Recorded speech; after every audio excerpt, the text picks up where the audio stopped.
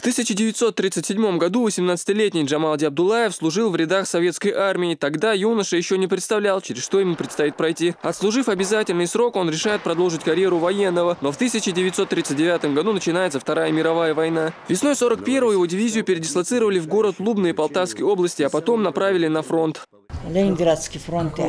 Сам он 1918 года. А дальше фронтовика ждала высылка. Справедливости ради стоит отметить, что Джамалди Абдуллаеву все же дали шанс остаться на родной земле. Такое снисхождение Сталин решил сделать солдату за его боевые подвиги. Однако фронтовик пожелал быть со своими земляками и добровольно покинул родину.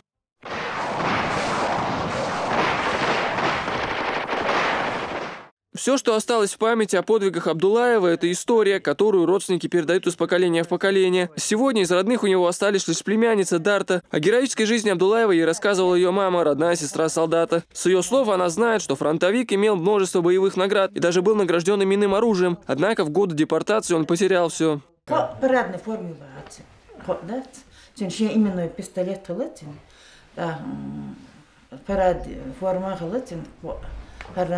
هوصفت هم أحيي وشيء خلتين. أصوم كبرت نشتاور تش أصوم كايش هذا قافية شدرتين.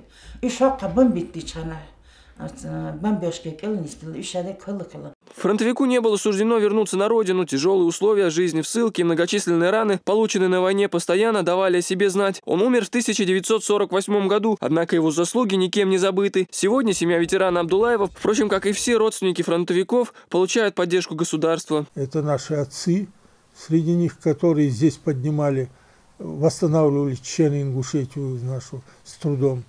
Сейчас их осталось примерно человек где-то около 30. Их было тысячи, их было. Сейчас правительство и